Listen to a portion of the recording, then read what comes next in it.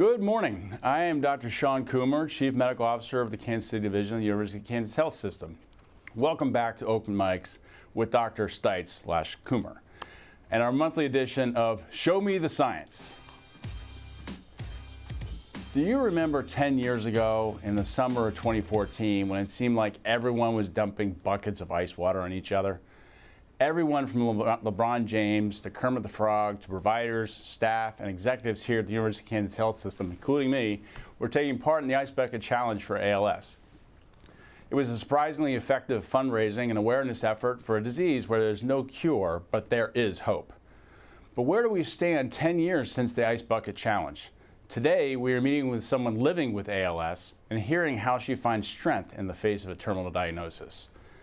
We're asking two expert physicians what excites them about the future of ALS treatment and what it means to see patients at an ALS Association Certified Treatment Center of Excellence, like we have here at the University of Kansas Health System. I'm joined today by Dr. Omar Jadid. Morning. And Dr. Jeffrey Statler. Yeah, thanks for having me. They are both neurologists. Dr. Jadid is specialized in neuromuscular medicine. They're involved in ALS patient care and research that one day could translate into the clinic. Good morning. Morning. Thanks for being here. Joining us remotely is Kelly Marvin. She lives with ALS and was diagnosed about a year and a half ago. But instead of giving up, she has been giving back. Kelly, good morning. Good morning. Thanks for being with us. We're looking forward to hearing your story.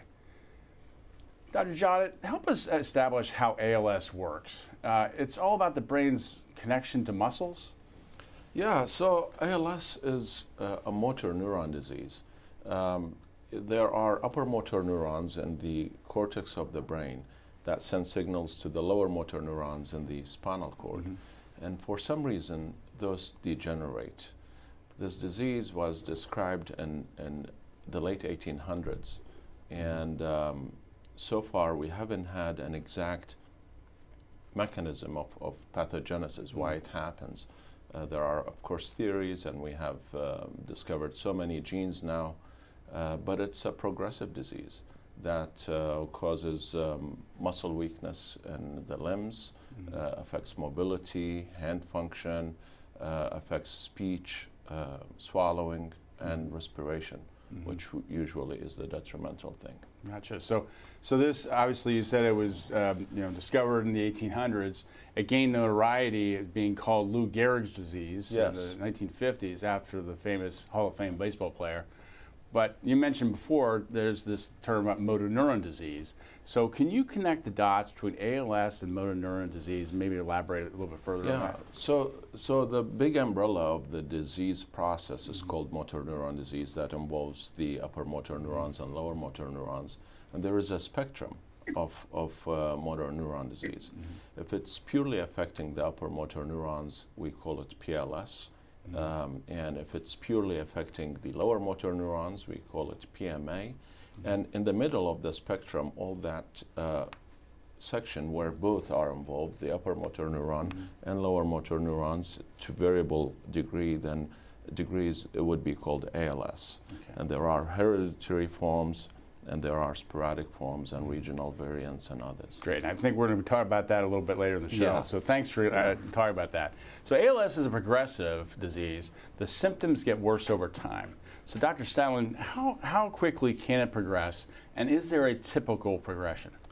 Yeah, I mean, I think one of the real challenges as we think about developing therapies and really understanding ALS is there's just so much variability from one person to the next in terms of the rate of progression and what happens. When people first read about their condition, one of the first things they see is it's a terminal disease. So they'll ask us, how long do I have? And one way of thinking or showing that variability is thinking about the survival time. 50% of people we see will survive somewhere between 2 and 5 years. But you can hear from that really broad range that that's not super precise, and 50% of people are going to be outside that range. So we may see someone who comes to us with initial symptoms and it just progresses very rapidly week for week and they survive less than a year. but we'll have other people who we'll see in clinic for more than a decade. Unfortunately, we don't have a great guide to like what's going to happen to a specific individual as we look towards the future when they come in and see us, other than certain of the inherited forms that may progress more rapidly. And now we have a biomarker called neurofilament that has some prognostic value. The best indicator we have for how someone will do over time is just clinically how they do over about 6 months to a year. Okay, so you hinted at this. How do you figure out progression? It's really hard to do. You can measure somehow, though, with how a patient is doing on a scale based on a questionnaire. How do you use that questionnaire, the ALS FRS? Yeah, the ALS functional rating scale, it was originally designed for clinical trials. It's 12 questions. The questions are really pertinent, though. They reflect everyday activities in our lives, things like walking, handwriting, eating, dressing, breathing. The scale for each item ranges from 4, which would be no difficulty, to needing a little assistance, needing a little more assistance, or being unable to do it. So the total scale will range from 48, which would be normal, to 0, which would be completely paralyzed. Because we've used this scale very consistently in the clinical trials, there's large pooled placebo data from thousands of patients, and we have a pretty good idea of what their rate of progression is from month to month, and it's a loss of about 1 point a month, so it's sort of easy to remember. In clinic, we see a little bit slower. We use the same tool in clinic because it can give us a good idea of what areas of the body are affected and what we need to achieve that day in clinic to help someone. But the rate is about 0.75 points per month in our clinic. Okay. So what is the typical age of diagnosis? Well, we often say it's a disease of middle age because the average is going to be somewhere around 55 to early 60s, but it's the disease that can actually affect people throughout the lifespan. In our clinic, the youngest individual we've had was 12 years old, and we've had people as old as 90 that we see. Okay, well, thanks for telling us about that. Let's turn to Kelly. Kelly was in her early 30s when she was diagnosed. Kelly, what led to your diagnosis, and what were your symptoms, and what were you feeling? Yeah, so my right foot was very weak. What was unusual for me, I'm a very active person, so I knew something was wrong when I go to the gym at least 5 to 6 days a week. So it prompted me to say, okay, there's something going on that's not right now. Okay, so obviously this is devastating. You heard Dr. Statlin saying when people first read about the diagnosis, they see terminal diagnosis, and that's hard to get past that sentence. Mentally and emotionally, how did you process that news? I think I cried for about 2 days straight at first, but then I got better. You find a good doctor and support team, and that makes a huge difference for how you feel. Okay. So, can you tell us a little bit about your progression and what changes you've noticed over time since your diagnosis? Yeah. So right now, both of my legs have weakness in them. I'm unable to just apply my ankles. So I do have drop, but I do have to wear elbow support. I use a walker to walk short distances. I do use a portable wheelchair, and then my right hand has some weakness, as well as both shoulders, and then my speech is slower, and I have to work at enunciating certain words. So you obviously listed a lot of things there. What Yeah. what is your biggest challenge that you're overcoming at this point? I think it would be the fact that you start to lose a little bit of independence as things progress. But you know, basically, I don't really feel like I have many challenges. We've worked to really eliminate the frustration of the physical changes to make it easier for me. Okay. You told us off camera earlier that you were a great source of support for your late husband. Yeah. Are you willing to share a little bit about him and what it was like watching him fight a deadly disease? Yeah, so we have leptomeningeal disease, which is a rare form of cancer where the cancer cells get into the cerebral spinal fluid and spinal cord. So he also experienced some paralysis, but he was always so positive and so pleasant that it was very easy to be there for him. No. You know, we focused on keeping things fun, doing the stuff that he liked, and really just being positive. Well, thank you for sharing that. I'm sure you were a great sense of inspiration for him. Yeah. I understand you were born and raised in Minnesota, or am I supposed to say Minnesota? Is it soda? Yeah, that's better. Okay, all right, I'll work on that one. But you still have family there as well. Do you have a support system here in Kansas City? I do. So I've lived here about 8 years now. So I have quite a lot of friends, my in-laws, my mom moved here, so I do have a good system down here. That's great. So I think we have some photos here. Yeah. Who are we seeing in these photos with you? That is my brother-in-law and niece and his wife. And that's my parents, my brother, my in-laws, my brother-in-law, so my immediate family. Okay, well, that's fantastic to have that support system around you. Yeah. You know, a terminal diagnosis does not mean your life is over. You've dedicated yourself to raising money and raising awareness as you are today, and we thank you for that. But I understand you've donated samples of your voice to the University of Illinois. Can you tell us more about that? Yeah, I did a speech accessibility program with a team releasing, and I gave them samples of my voice to use to help the Apple, Google, you know, those different programs develop an interface for people to text. Use their voice to do different commands like turn on the TV or the lights.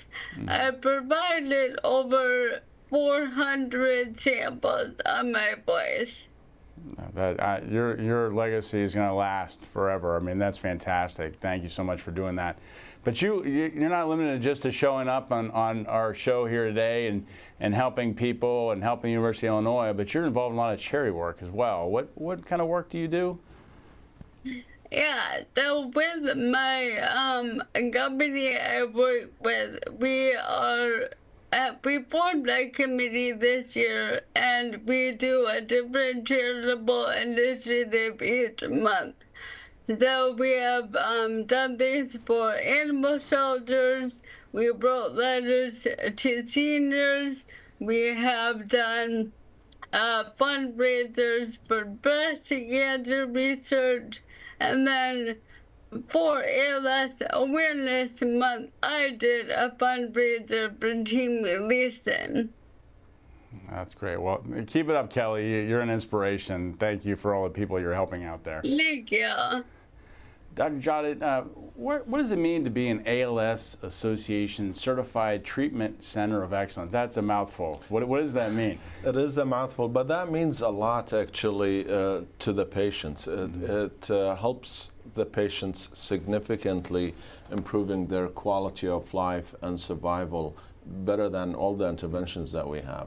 And what it exactly means is to have a team of physicians and a big team of subspecialty providers, including a physical therapist, occupational therapist, respiratory therapist, social worker, nutritionist, speech therapist. I'm probably blocking on some, but it's a big team. And then there should be also a big involvement in research. And then that's how we get a designation like that. And it's really a big impact to patients, and it's a help for our health system too. Yeah, multidisciplinary teams do a lot for chronic diseases. Right. I mean, and obviously you all have done that, so that's fantastic.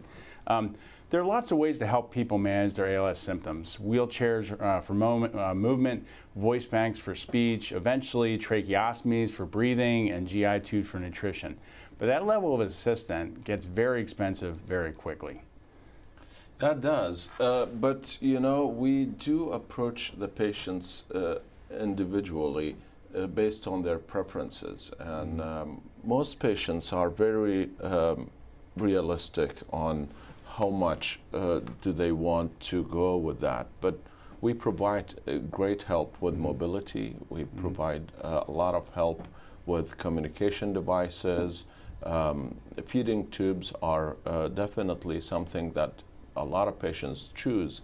Not a lot of patients choose to do tracheostomies. Most of the patients choose to do non-invasive ventilation. Okay. Some rarity happens, of course, if they have a lot of support, but the support of the multidisciplinary team that is provided, and the social work support, palliative care support that we have is really tremendous. So we did a whole show on brain-computer interfaces. How can that help people living with ALS? This is experimental. We are definitely, it's an area for future research, but the application is very applicable for this disease because we can insert that stent, which can be controlled externally, and then we can put it nearby the for instance, language center, or the arm movement center, or the leg movement center, and then we can control that and have language production, or arm movement, or leg movement. So for future, this is very exciting. Yeah, that is. Dr. Stadland, what about treatments? 10 years ago, there was only one FDA-approved option. What about now?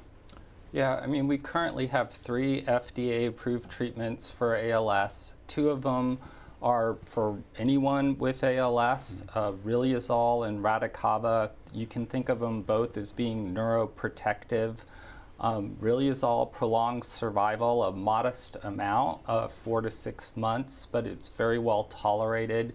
Most of our patients will try this, and it may have a larger effect in an individual. Radicava is a free radical scavenger, and it was shown in sort of earlier progressive disease to slow things down by about 30%. This may be the difference between, say, still being able to raise your arm and not being able to raise your arm anymore. If we take those 2 together, we can slow the disease down and prolong survival, but just a modest amount. So there's still a lot of room for new therapies. Now, the 3rd drug, tofersen, is a true molecularly designed gene-targeted therapy, and I think we're going to talk a little bit more about this in a minute, so maybe I'll hold off on going into it. But I do want to say one of the things we're really as a priority for our clinic is offering research. We try to offer the chance to participate in research for just about anyone in our clinic, and it ranges from studies to just understanding ALS to studies of different kinds of drugs. It might be some more rationally designed drugs to go after inflammation or protein misfolding, parts of the pathological cascade that's universally seen, in other gene-targeted therapies that are being developed, and we have all of those here. Right. So some ALS cases are hereditary. They're linked to an inherited gene, and you kind of mentioned some of that. Others are sporadic. Which is more common, and what does sporadic mean in the context of ALS? Yeah, so the majority of patients are sporadic. Sporadic just means we don't actually have any idea what's causing it. Could be environmental, could be multiple genetic factors, but we don't know specifically what it is. That's probably around 90 to 95% of the patients we see. Around 5 to 10% have a different form, an inherited form of the disease that passes from one generation to the next. Another, say, 2 to 5% of those sporadic cases, if we test them, we'll end up finding a mutation. So it'll be a first case in them. Okay. So there's a newer therapy, I think you started getting into it a little bit. It targets a certain gene mutation. It doesn't work in every ALS patient, but it can be prescribed to those with this gene mutation. Dr. Jodek, tell me more about tofersen and the SOD1 gene, the superoxide dismutase 1 gene. So let's talk about the gene, and I'll talk about the medication. So that gene was the first discovered gene in ALS in 1993. Some forms of that gene are very, very aggressive.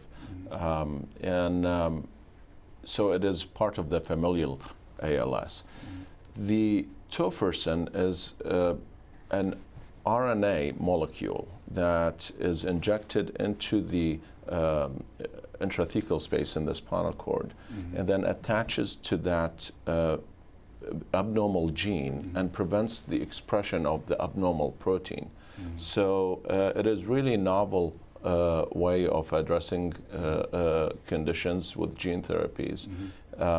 And it has shown that it decreased the protein level of the abnormal SOD1 level, and then it decreased NFL, which is a biomarker that we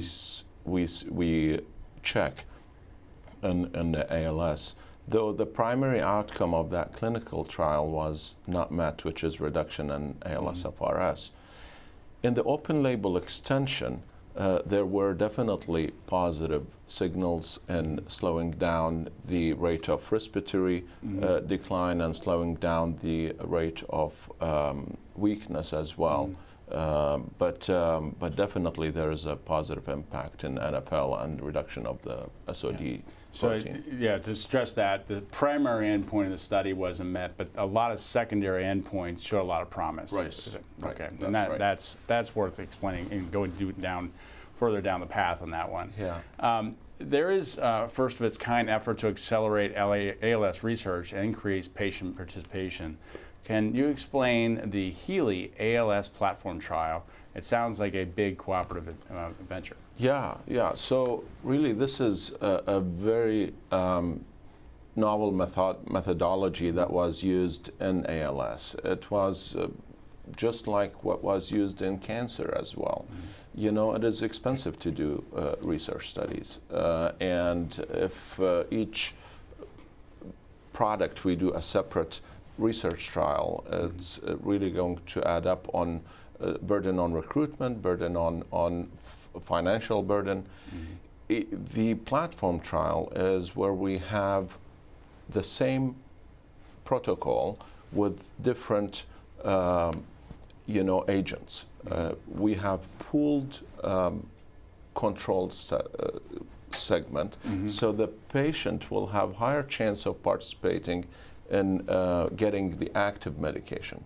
For instance, if we have 3 drugs and 1 control group, so each patient will have 1 in 4 chance to get the active medication. Every now and then we do replenish the control pool, but it is a very novel and a good methodology for this disease. Yeah, definitely work. And obviously not a lot of incidence of the disease widely, so having patients is probably difficult to accrue. I understand.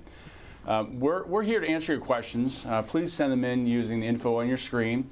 That includes the chat on YouTube or Facebook, or emailing the Medical News Network. So let's check in with Dr. Hawkinson. So Doc Hawk, COVID, flu, and RSV rates are still fairly low, but if a parent has noticed their child coughing a bit, it may be something else. So Doc Hawk, what is going on with Mycoplasma pneumonia?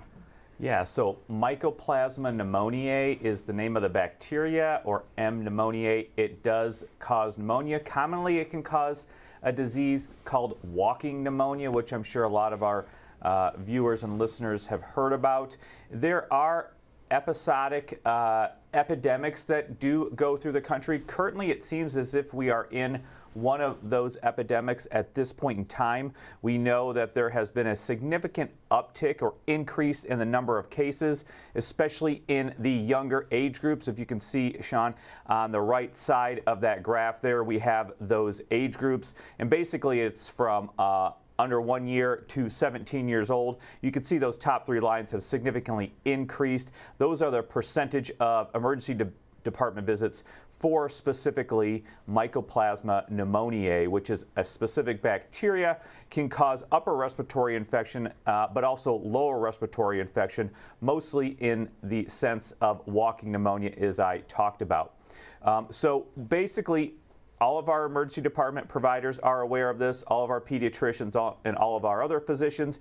Also, Kansas Department of Health and Environment did send out a health alert about this as well. So basically what we want our doctors to be on the lookout for is infections, particularly respiratory infections, that may not get better with typical first-line antibiotics. You may have to adjust the antibiotics to treat empirically for this disease. Now, there are diagnostics available, such as nucleic acid or PCR tests.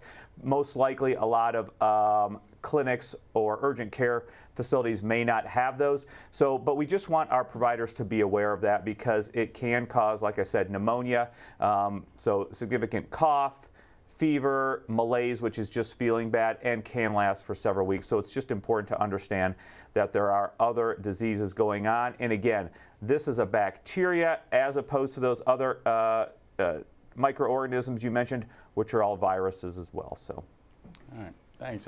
Yeah. We're still keeping an eye on H5N1 or bird flu. No cases of human-to-human spread at this point, but there are now 44 confirmed human cases in the United States. And now bird flu has been detected in a pig in Oregon. And that's important because pigs can actually be mixing vessels. Yeah, that's absolutely right. So we have seen kind of an explosion of human cases of H5N1. But again, just as you said, we haven't really seen any human-to-human spread. Really, all of those cases have been in either dairy farm workers or poultry workers. But there was that patient who was in Missouri who didn't have any obvious exposure. But for the most part, we've seen a significant increase in human cases. Again, not a lot of human-to-human exposure. We know this virus, this influenza virus, can infect other mammals, including pigs, and now it has recently been found in a pig. And just as you mentioned, it is vitally important because pigs can also be infected by other influenza viruses. And when that happens, just as you said, they can become a mixing vessel. So those viruses can infect the same cell. And when that happens, they can exchange genetic information. That is a large concern because we will be monitoring and we will be concerned about, now, is that virus, is this H5N1 virus now changed enough with this recombination of all the genetic material from other viruses to more easily infect humans, thereby leading to easier human-to-human spread as well. So it is vitally important we do have those surveillance mechanisms out there and that science to keep monitoring so that we can keep a handle on this H5N1 situation, which we know has affected so many dairy farms and poultry farms in America. And again, keep our livestock safe, but also, of course, keep us safe and the workers as well. I also just read this morning there's another person in Colorado ate a quarter pounder and may be infected again. I read that this morning. So we'll have to come back to that at Absolutely. some point. Yeah. Talk about E. coli. Yeah. So. Yeah. Alexis Del Cid is watching for questions from our community. Alexis, over to you. Good morning. We have a question for Kelly, and this is from Jeremy Yenser. Jeremy writes, I imagine ALS makes it very hard to sleep. Is that true? And if so, is there anything to ease some of the pain and discomfort? Well, luckily for me, I don't really have any pain or discomfort. So I have noticed that I am very hot at night now. I used to not really feel like that. So trying to stay cool, find a comfortable position to sleep in is very helpful to me. Interesting that you get really hot now. Oh yeah, it's like hot flashes in the middle of the night, very like randomly, not all the time, but. Oh, interesting. Stu wants to know, Kelly, if you have any future plans to have assistance devices like a voice bank or a brain computer interface planned? Yeah, so I did voice bank already. And that's one of the first things I did after my diagnosis. And I do have a Tony Dynavox, which is a communication device. Okay. Okay. Doctors, is that typical that you'll recommend patients do a voice bank? Yeah. So this is part of the multidisciplinary team. We early on, the speech therapist will give them instructions on how to do voice banking, and then when the time is ready, we will provide the communication device, which could be either you type and it generates voice with the patient's voice, or could be gaze assisted, because if they have hand weakness, they can type with their eyes. Amy has a question for the doctors. Amy wants to know if you can put into context just how big of a deal the Ice Bucket Challenge was for raising money and attention on research. Yeah. So, I mean, I think ALS is one of these diseases that if you've had someone in your family who's had it, you know, everyone's very aware of it, but it's still a rare disease. So the Ice Bucket Challenge, when it occurred, really took it from, you know, being in the minds of people who were associated it to being in the general public's mind. And it really brought a lot of attention and money to the field. And that money has gone a long way now to supporting research into new drugs, but also into helping support our clinics as we build those multidisciplinary teams to help treat our patients. Marie wants to know if there are other conditions that are often mistaken for ALS. Do people sometimes get misdiagnosed with ALS? It is very rare, especially for the classic ALS, where there are a mix of upper motor neuron signs and lower motor neuron signs. Now, it becomes slightly more prevalent in the pure upper motor neuron predominant motor neuron disease, or pure lower motor neuron predominant lower motor neuron disease. But in general, it is very rare, less than 5 to 2%. Denise has a question, and I believe this is our final question that we have coming in. Denise wants to know, is there a genetic test that could determine if you might be at a higher risk to develop ALS? So, as we earlier mentioned, 90% of ALS is sporadic, which we don't have a specific gene associated with it or another cause that we can identify. 10% has some genetic variation. We do, as a standard of care, get genetic panels because of, as we know, there is one medication that is approved for one gene form, which is the SOD1. So we have to do the genetic testing. But really, there is no way to predict, because 90% is not having a gene mutation. Right. Thank you. Well, this has been a great discussion. Really appreciate everybody's time, and Kelly for joining us. But we want to get some final thoughts from everyone. Dr. Jodit? I think there is a lot of optimism in the field. There are a lot of new trials and new ways to address this disease. We have multidisciplinary clinics that provides a tremendous amount of help to patients to improve their quality of life and increase survival. And there is more awareness with the disease. So I think the final thoughts, I know it is a deadly disease, but there is a lot of optimism and science there to advance the cause. Right. Dr. Stadler? Yeah, I mean, I just want to reiterate that. I think it's really been a time of hope now. We're getting more rationally designed therapies. I think some of the genetic forms of the disease are giving us windows into the pathological pathways that they may then help more people. And then the tools are really getting there to do a type of research we've never been able to do, to pool data from thousands of patients and really try to understand some of the environmental or other risk factors that may be playing into ALS, so we can try to maybe mitigate those. Kelly, final thoughts? Yeah, I'm very glad I can provide the patient perspective, and if you are going to move it, to stay optimistic. Yeah, thank you, Kelly, and thanks for joining us today. My final thoughts are, we talked about Lou Gehrig's disease, a Hall of Fame baseball player.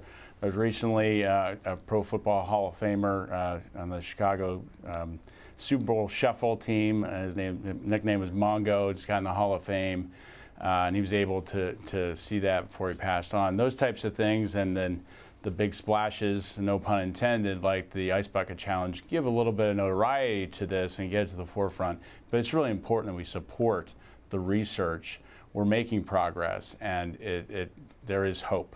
And I think Kelly is living proof of that. So thank you to everyone who's watching and listening. Faith, hope, and science. A lesson in trusting your instincts. Ann Brewer was told she needed a heart transplant. A second opinion revealed the fix was far less extreme.